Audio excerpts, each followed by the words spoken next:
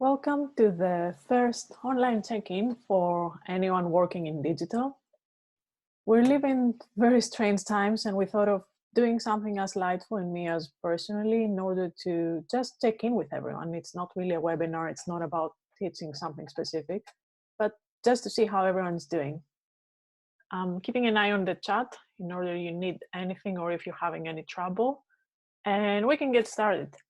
Well, my name is Teresa Litza. I'm a social media manager at Lightful. And in case we haven't had any webinars before, we're doing trainings and we're working with charities.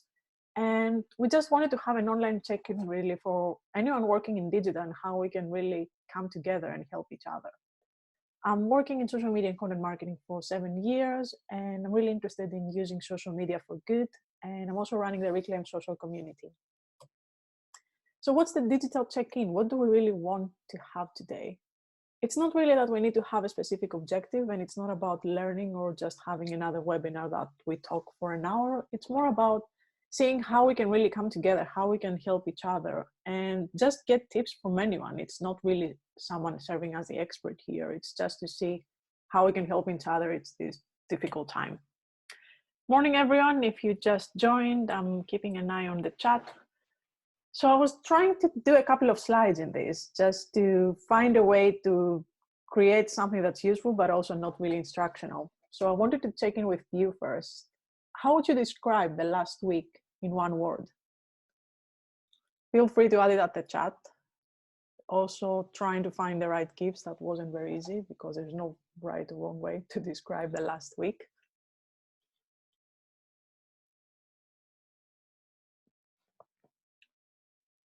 Quiet, challenging.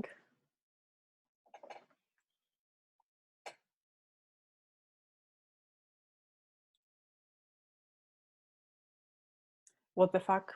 Quite accurate, unique, surreal.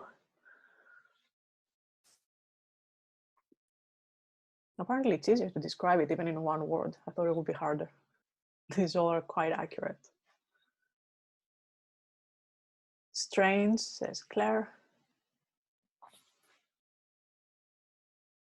Grim, also true.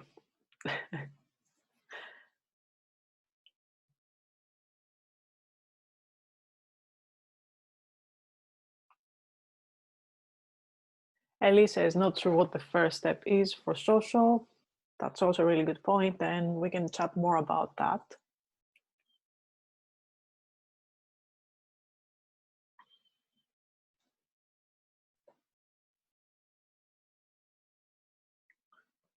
And looking at more of the week and how things changed, I was trying to think, how can I talk about my past week or how have things changed for everyone? Well, these are some of the gifts that I found that they could be quite accurate. It's more about going through all the different stages, how you start feeling stressed, how you don't know how to deal with that, how you need to adjust with your reality and all the changes. You might go through the denial phase and you just want to stay in bed and just not get out. You might be holding a disinfectant in hand if you have one. And it's just a phase that we need to go through, and hopefully we're all safe and we go through this stronger. But it's something that we just need to find a way to go through that. And working in digital, of course, has even more challenges. It's not really easy to be able to work on social media or like in comms, act like it's normal, and then just read all the scary stories of how the coronavirus is evolving. So when we think of working in digital and all the layers of challenges that we have to deal with, the first step is just to admit we live in strange times and we need to acknowledge the change. The idea of business as usual, it's not really what we define as normal. And it's good to take the time to actually process that, to feel what you're going through and how you can really find a balance between work and life.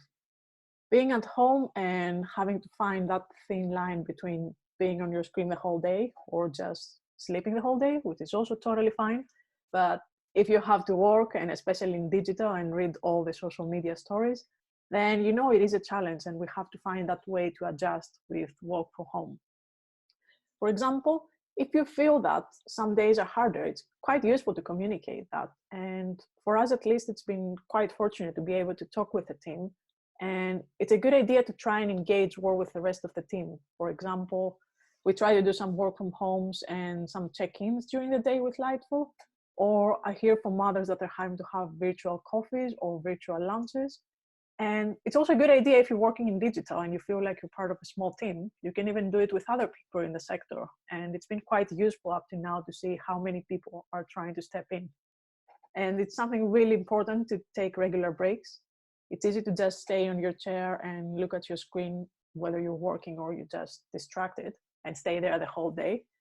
But it's really useful to actually set some breaks, even have some alarms, and make sure that you do go even for one quick walk or just walk around in the room, have some cup of tea, and trying to have that break from the screen.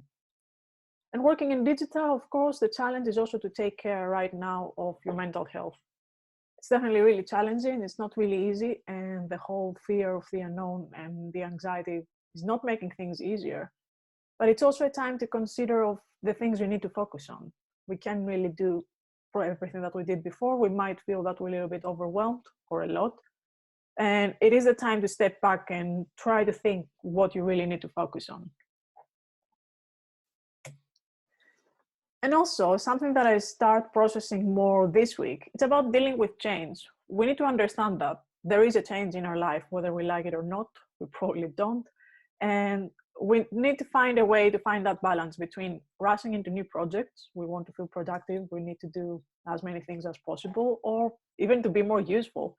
But we also need to let ourselves to go through the whole stage, to just breathe for a second and understand that it is a different situation, that it's perfectly normal to actually have the day that you feel more worried and more stressed and just afraid of what's happening. And then once you go through these feelings, you just trying to find some sort of normal routine in your life. We're definitely not in a usual working week or day, but it's more about finding something that works for everyone. And it's actually what I wanted to share with everyone and hear from everyone how you're doing and how you define your routine from now on. So when we're talking about working in digital, it's really important the first step to take care of yourself. Everyone has different tips, and this is another thing that I'd love to hear at the chat. But some very basic starting points are, first of all, try to set time away from your phone. I'm probably the first one to be guilty of that. It's not really working yet because I probably spend too much time on Twitter with all the updates and all the things we need to keep track of. But it's really important to find a routine, a balance that works between your day-to-day job, but also the time at home that you don't necessarily need to work.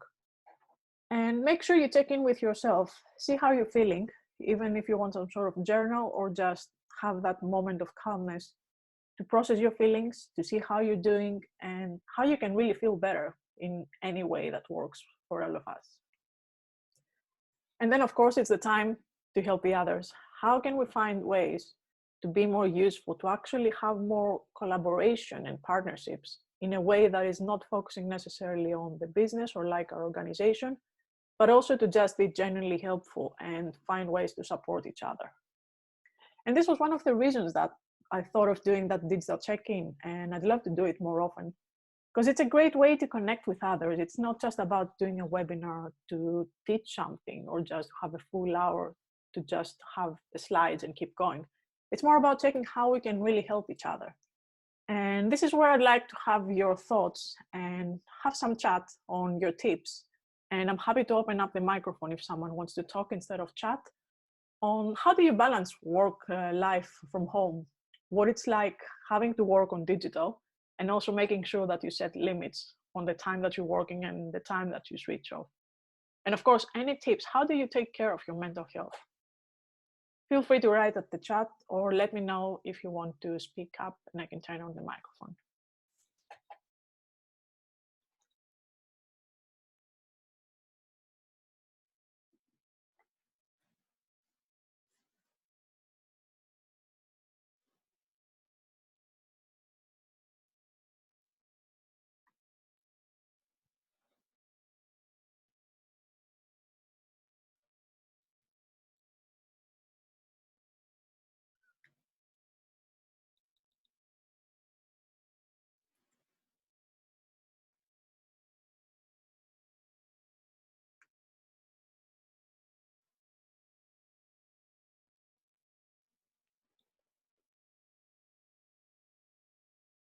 It's a really exciting time for digital because suddenly so many charities are forced to think about it with regards to their service delivery. That's a really good point, and I definitely agree. It's definitely challenging because there are also many charities who are not yet digitally focused, and it's kind of our responsibility, everyone in the sector, to help as much as possible in a genuinely way that we want to help. But if you have already had a plan in mind on being more digital, it's kind of easier right now to make a case even to your senior managers and stakeholders to say there is actually a need now to be more digital, whether that's for fundraising, for service delivery, or even now the need to create more online events. I found taking regular walks in nature very helpful, social distancing included. That's definitely true. Walks are probably the only way to try to make sense of the world and what it's like being more at home.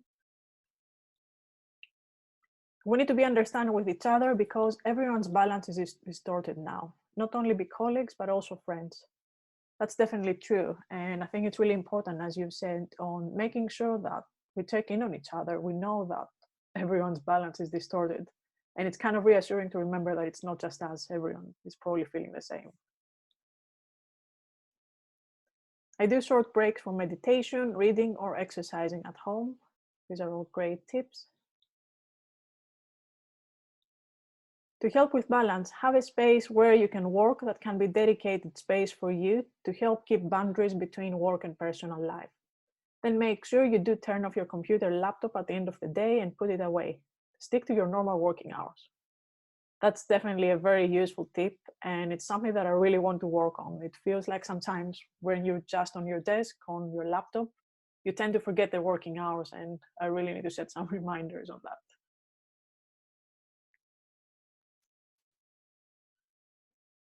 I balance work with home life by making sure I create separate spaces for it so that I can switch off more easily. That's another great point from what we've discussed.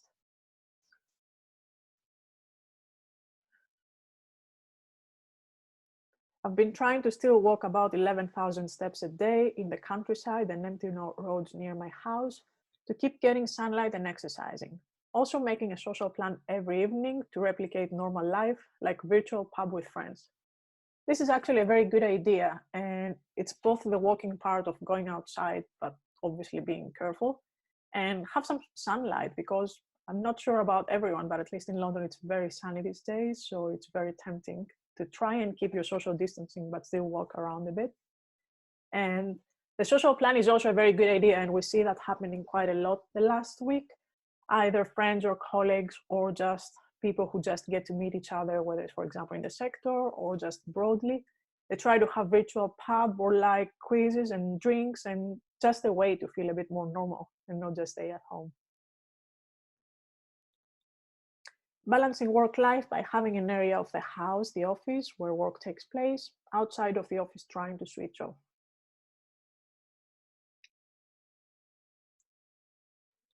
We usually have 2 video calls with all the team in the morning and 1 in the afternoon, and then regular meetings with our specific department.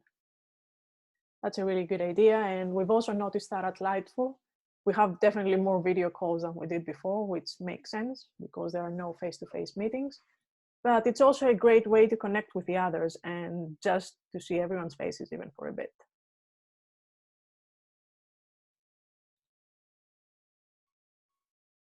Trying to stick to working hours, stopping for lunch with others in the house. I'm lucky to have a garden, so I can take a break outside. Eat chatting with colleagues like we would if we were in the office. That's definitely a good idea. And I was just saying to a colleague yesterday that we don't have like the water cooler chat. So we're thinking of doing a video every other hour or so, just for 5-10 minutes. Like the process that you would do to make a cup of tea or coffee, you just go there, have a quick chat, then go back to work. Just trying any way to make it feel more normal, really.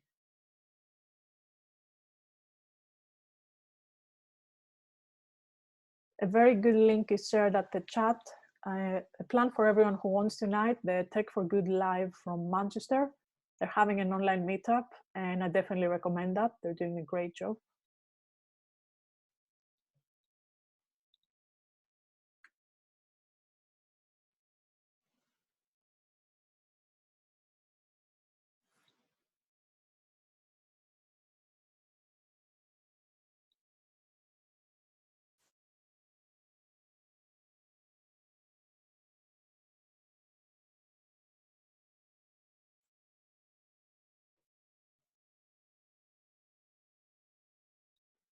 Another thing that I was trying to think the last few days to find the best way to deal with that, and I'd love to hear everyone's thoughts, is making sure that you find some sort of limit on the social media usage. Working, for example, as a social media manager, you do have the challenge that you do need to be on social for your working day. But then it's also the challenge when you have news and updates coming up and things that you need to keep track of. How do you make sure that you do have a balance with your social media usage? Because looking at my screen time, I think the last week is not very encouraging. So what's everyone's tips on how you take care of the balance between working through digital and phone and then just ignoring it for at least the evening?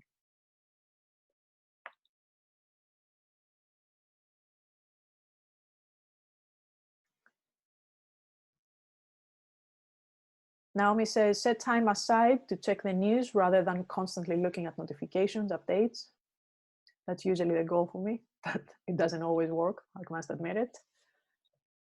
Get the balance by phone, calling friends, family instead of video call or messaging. I haven't done this yet, but setting your phone on airplane mode for a set amount of time a day.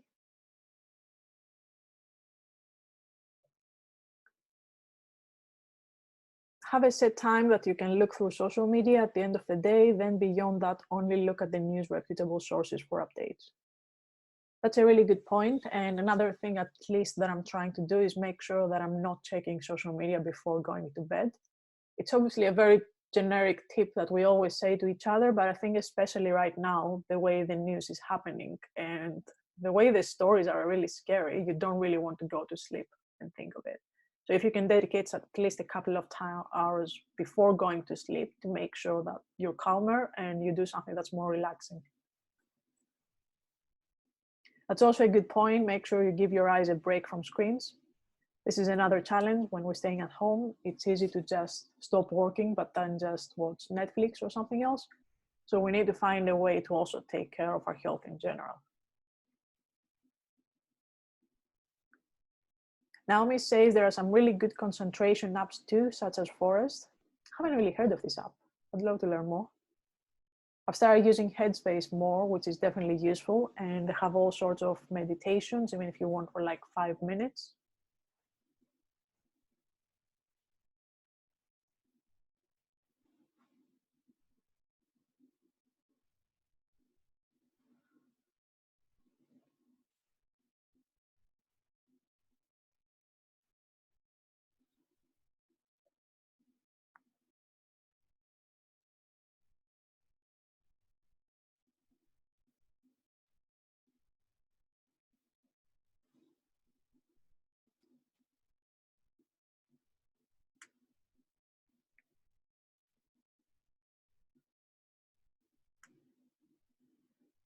Naomi says Forest is an app where you can set a time for you not to use your phone, which earns you coins and plant trees.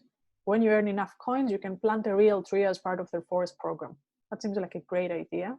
I'll make sure we have it on the resources. Another tip, I keep myself busy in the evening with other activities, for example, cooking, listening or reading books, Sudoku, switching off my phone 1 hour before going to sleep. I feel like we should just collect all the tips and have a big blog post just to make sure that we collect all of them and pretty much remind each other and keep us accountable. And in terms of resources, we've already started at Lightful to write lots of things, blogs, guides, and also running some webinars, but it's not just about Lightful really. I'm starting to create a spreadsheet, kind of like to help each other to collect all the webinars that everyone is doing. It might be more practical, working from home and taking care of your mental health, but some of them are more specific for the charity sector, how to improve your crisis comms, how to update your social channels, or how to make your fundraising more digital. So I'm happy to share all the resources, and there are many people actually doing lots of great things right now. And it feels like another way to just try to help each other as much as possible.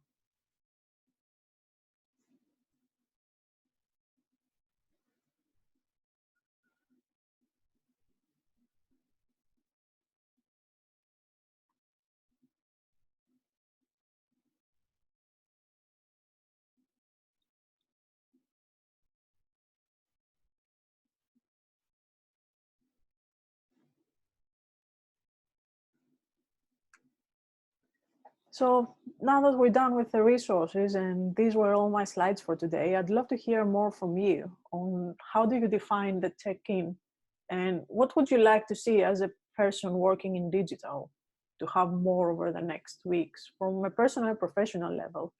Because these are also my own questions, and it's kind of like finding a way to help each other.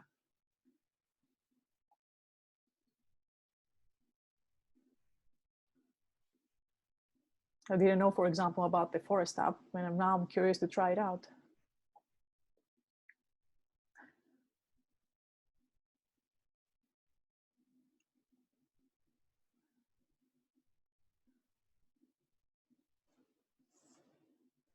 Michael says not necessarily a resource for digital, but more for fun activities for children, young people, families. Rainbow CO UK/fun. They have lots of fun being shared to take part in. That sounds amazing. I'll definitely try it out.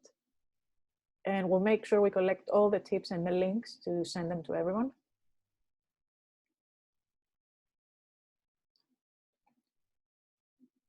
Ellie is asking how many times you should be posting. That's a really good question. And I guess it depends on your availability, obviously, all the things you need to work on right now. And also what you want to communicate with your message. If you feel that it's time to be more digital and there is a great opportunity, then I'd say you could even increase a little bit your frequency.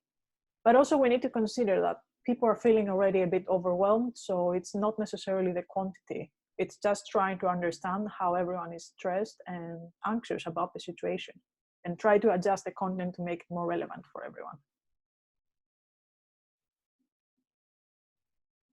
Some ideas from Ellie on things we can talk about even more. Good examples from other charitable organizations of the responses would be useful. That's a really good idea. Articles about charities, thinking about taking some of these activities online, and also best platforms for videos. In terms of the best platforms for videos, I'd say you can use videos in all of them because it's a good way to engage with others and you don't necessarily need professional equipment. But we see that videos tend to work really well on Facebook and Instagram, but of course on Twitter, you can also create some of them.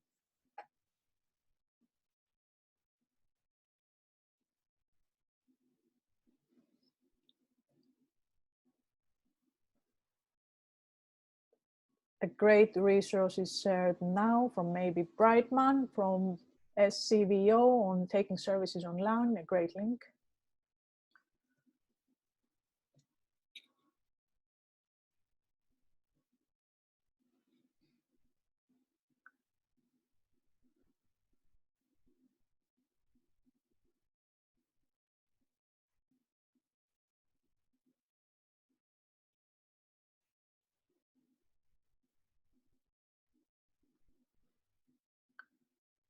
Another great list that I've also seen, and it's really good. Lots of general support stuff also collated from Catalyst. Sorry, no kids activities. Yeah, but it's actually a very good resource, so still handy for some of us. Thanks for sharing it.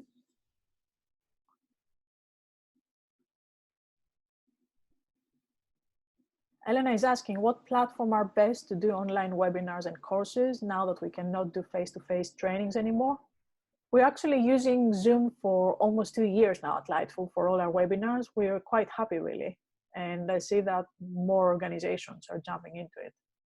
I'm not sure if you have experience on that or if you have any questions. I'm happy to help.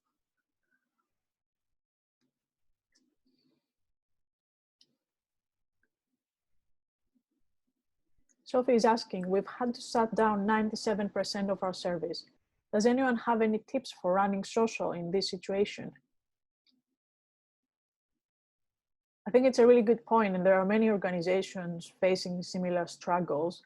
And I'll make sure I collect the resources that were shared on the chat, but also I'd like to hear from everyone. If you are on a similar case, how do you deal with that? Of course, the first step is to try and explore the quick ways to be more digital and social. Of course, you can really do wonders from one day to another, but try to focus more on reaching your audience on social if you have an active presence, or even if there's just one channel, or try to use your email even more. Just a way to make your comms more digital, one step at a time.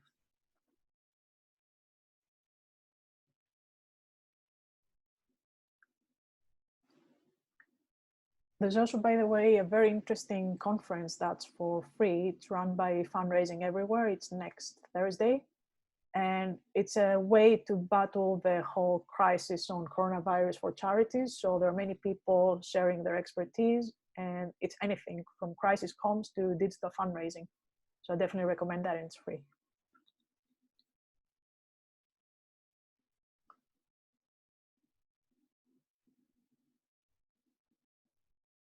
Ellie says, I think there's something in encouraging very stressed out directors and managers that sharing what they're doing is the right thing to do.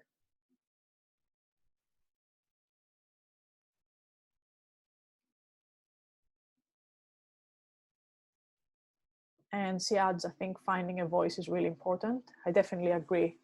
I feel at this stage it's better to try and be more authentic. And it's not just about increasing your number of posts. Try to show that you do understand your audience and everyone who's really worried right now, and try to create content that they would find useful right now.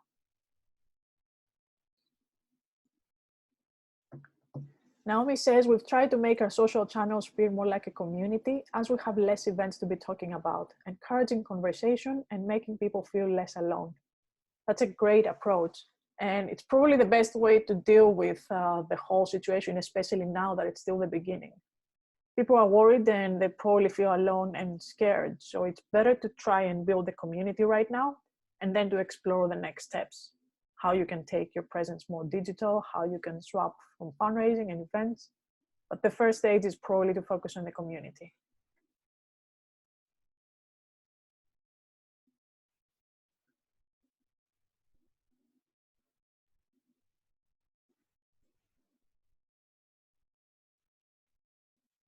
Laura says, how to build the community that you were just talking about. Any tips?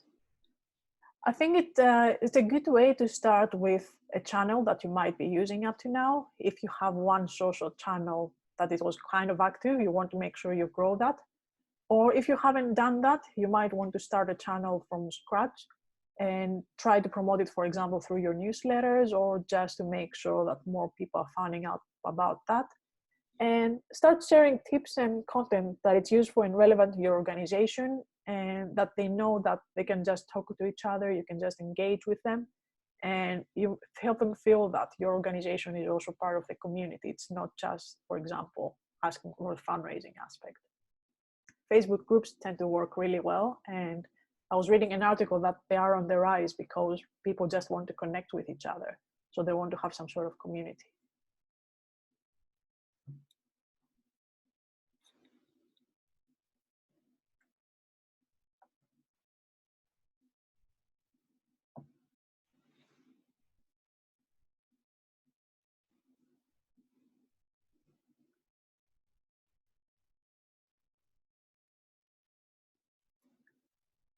Naomi says, we find it useful in terms of community to ask for responses to things and providing content, like you say, that is purely for the benefit of the reader.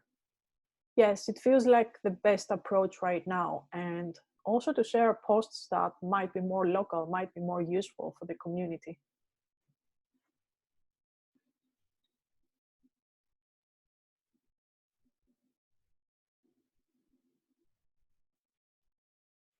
This is probably a conversation that we need to have a chat specifically on community building, because it's something that there is a need right now, and we could talk for hours on that. I'm happy to talk more if you want. So it's already 12, and I thought of doing that quite quick just to make sure that we don't take more of your time. We're probably all busy trying to juggle on stuff. But I'd love to explore the idea of doing that more often, if we want once a week or so. So let me know, would you like to do this again? Would you like to focus on different topics every week? We can have a quick check-in, share our resources, the apps that we're using, or just talk about different topics.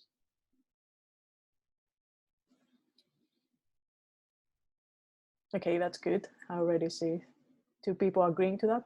It's not just me trying to engage with others.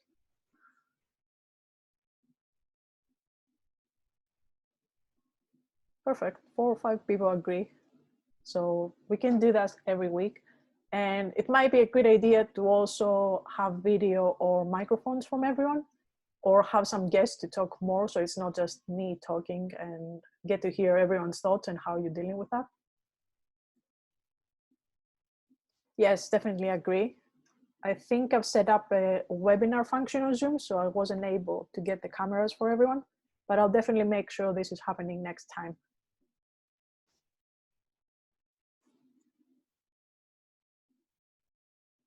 Perfect. Thanks so much for joining today. I actually really enjoyed it. Hopefully you got some tips, and I'll make sure I'll share all the links, and I'll set up the event for next week, next Wednesday.